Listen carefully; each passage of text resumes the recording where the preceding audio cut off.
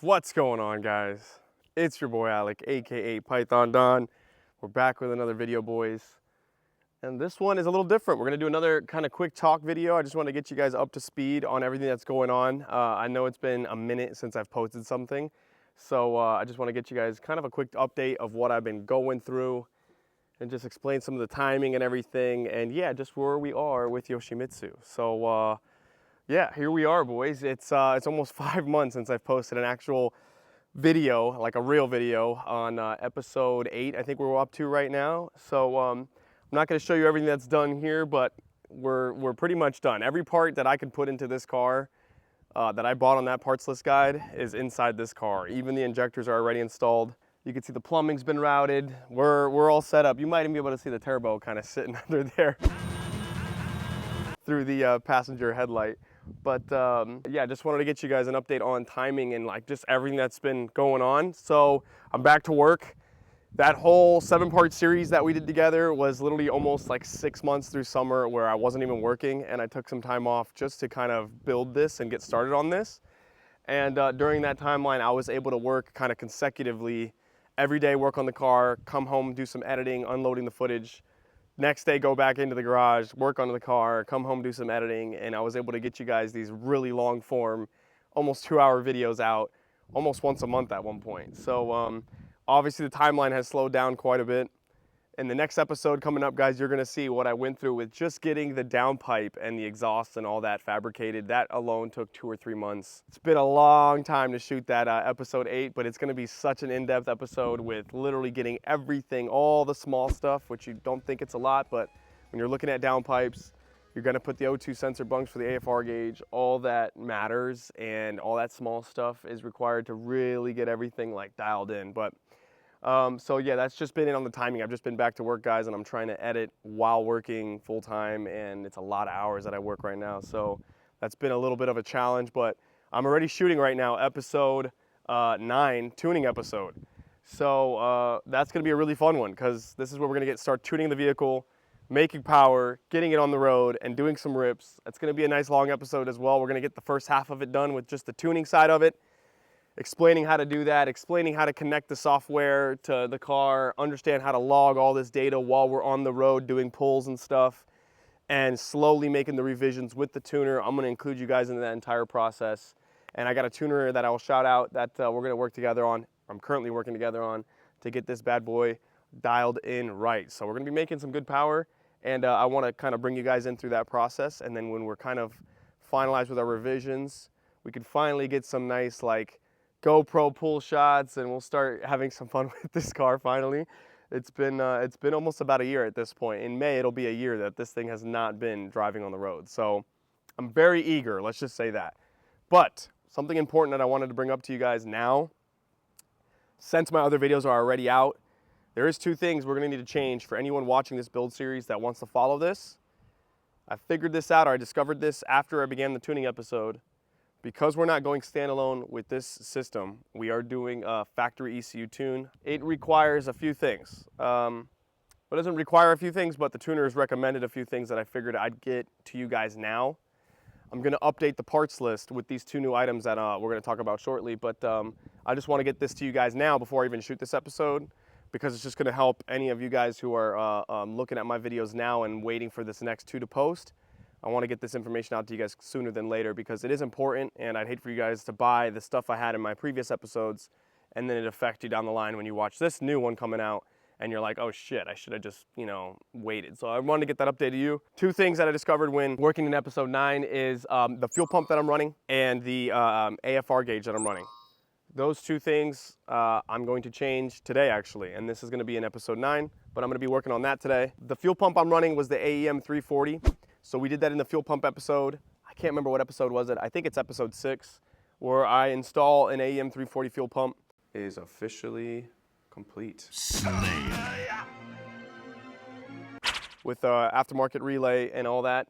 All of that wiring installation process is gonna be the same. So you could follow that video to the T.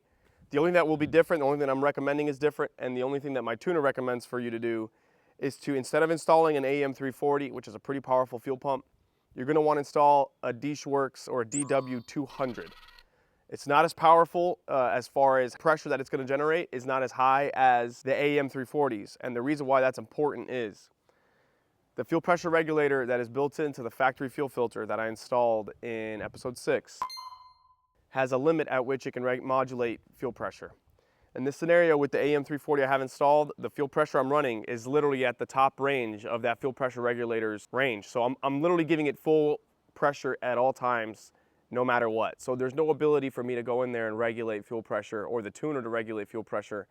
So he has to regulate how the injectors are spraying fuel in a different way that's not conducive to a healthy tune, AKA higher chances of blowing the engine up, higher chances of issues down the line. So he actually recommended go with a smaller pump that stays under the threshold limit of the fuel filter's fuel pressure regulator, and that smaller pump will allow him to increase fuel pressure as the RPMs rise, as the boost pressure rises, instead of always being at maximum fuel pressure and then modulating the spray through the injectors and other ways. That's the best I can explain it to you guys. Honestly, it's a little bit over my head as well, but I kind of understand a little bit of it.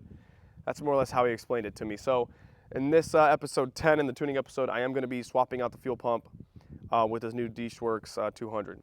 Now what's nice, like I said, is that fuel pump episode that I have, you guys can watch that, follow those exact steps, and just do it with the Dishworks 200 versus this big one that I have here.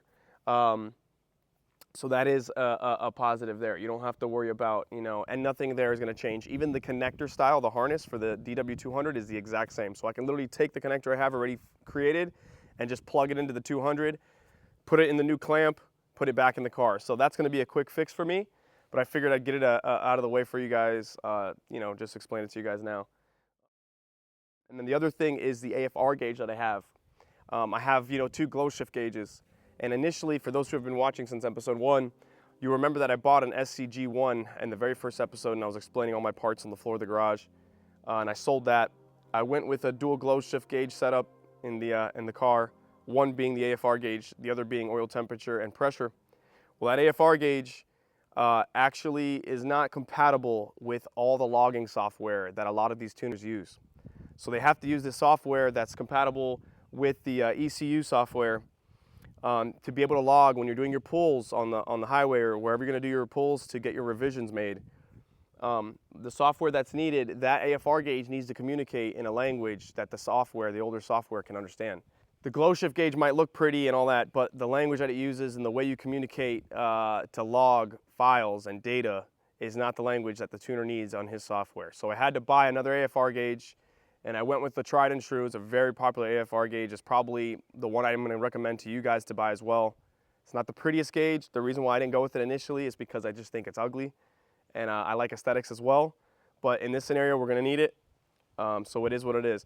That's the AEM AFR gauge that AEM makes. It's really popular. I think it's called the Yugo.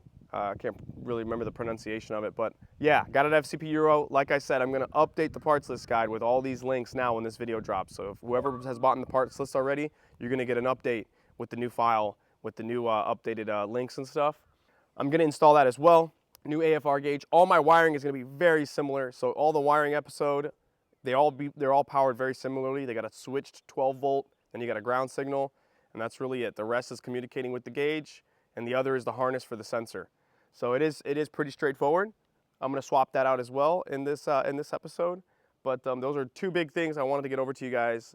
2 big main components to the tune and to the project that are really important that you're going to need to address before really getting into tuning and revisions and all that stuff. So I figured, let me just make a quick video for you guys, get you an update on timing and everything and why this is taking so damn long.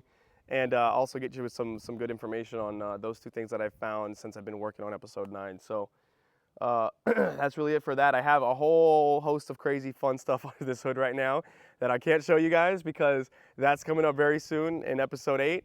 So stay tuned. I am in the middle of editing it. Don't worry, I'm in the works. But I'm also in the works of getting this car driving and on the road. So I'm doing both of those while working at the same time. So bear with me, boys. I appreciate all the support. You guys have been like, on average, there's like a purchase on the parts list guide like once every 2 days. I get some subscribers and still some love in the comments section, even though I haven't posted a video in 5 damn months. So I really appreciate you guys sticking with me. For those that are still watching right now, this is a long ass video. I appreciate you guys as well. And stay tuned, boys. We have a lot of stuff coming, and I have some fun, creative ideas on how I'm going to shoot these last 2 episodes, and then we'll get into pulls and all that stuff, and a few really cool bits that I've gotten from some sponsors already, which we're going to get into after this project's done. Gonna wait maybe a month, and we're gonna start a whole new, not a whole new project, but a new chapter where we're gonna push even more power through this thing. And I already have some of the parts prepared and ready to go. So Fatality. it's gonna be gnarly, boys. So stay tuned, guys. I appreciate you watching this video, and I'll catch up with you guys soon. So I'm gonna go ahead and keep shooting the rest of episode 9, but stay tuned, boys, for episode 8. It's coming hella soon. Thanks, guys, for watching. See you in a little bit. Peace.